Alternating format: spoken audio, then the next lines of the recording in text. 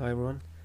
So today is Monday the 7th of February 2022, and finally we had good conditions, reasonable conditions to make the maiden flight.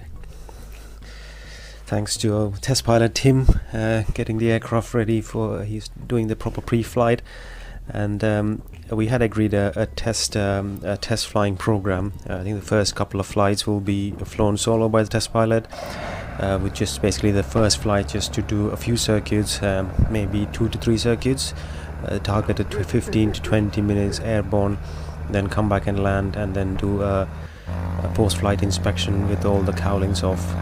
So that was the plan for the day. Plan was to just take off and climb to about 2,000 feet or above. The cloud ceilings were quite high and didn't have any issues. It was a bit windy and it was a bit gusting as well. Delta India Yankee Alpha backtracking runway 24. And and pretty much it was ready for the first flight. I mean, leading up to this, basically was just signing off all the getting the paperwork all signed off and receiving the certificate of compliance for the test flight authority essentially. And this is him basically taking off now.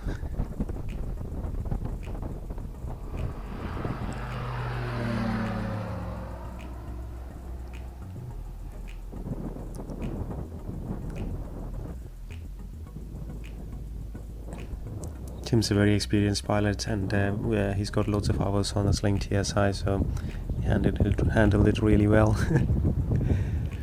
And about 20 minutes later he came back and landed.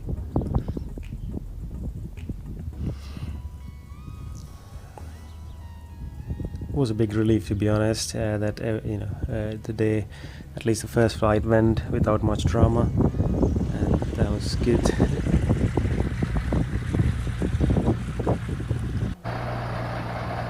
The weather wasn't great later on in the afternoon, so we didn't do further flights. So we'll do a proper debrief and inspection following the first flight.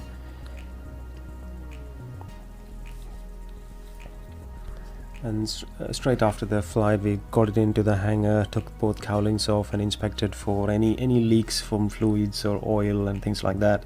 Any charring where all the heat's leaving that's been put on, where they are close to the exhaust and things like that, any issues with those. So nothing was found. Kind of the only thing was the baffle kind of thing that we use for that intercooler, basically to direct the air, as held on by cable ties. That's slightly come loose, so need to find a better way of holding that in place. I know some people do rivet that on, but it's not advised in the UK for us to do that, so still have to do cable ties, but maybe with a bit more glue.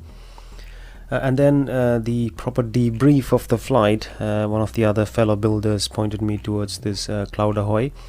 So this is a way of analyzing the data that's logged by the G3X using an SD card. You can see it captures everything from the flight parameters, the engine RPM, engine parameters, oil temperature, coolant temperature, all of that information, what stage the flaps were at, and all of that is captured during the full flight. So obviously, since I haven't flown the test flight, it's best, it's great for me to just analyze the flight post the actual flight itself and see what the temperatures and pressures were during the various stages.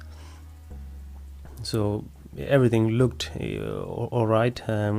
At takeoff we had 55,780 RPM max, and in the climb setting I think it was about 5,400-ish.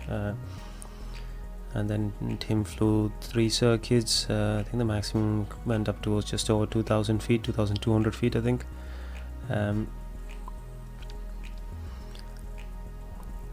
And I think one of his feedback was there is a tendency of a slight roll to the right, so we'll have to kind of analyze the root cause of that. Either it's the flap neutral position, or we might need an aileron trim. So in subsequent flights we will try and analyze that and put in some countermeasures. the rest of it, according to him, there was not much issues.